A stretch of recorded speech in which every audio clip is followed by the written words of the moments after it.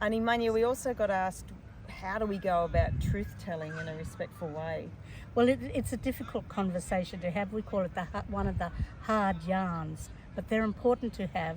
And the thing is to always create safety in the environment where you're going to raise these issues, safety for everybody. But with kindred souls, you get that support with you, and you need that behind you to be able to address these issues, because they're not easy, are they? Not easy, and especially the impact of the stolen generation.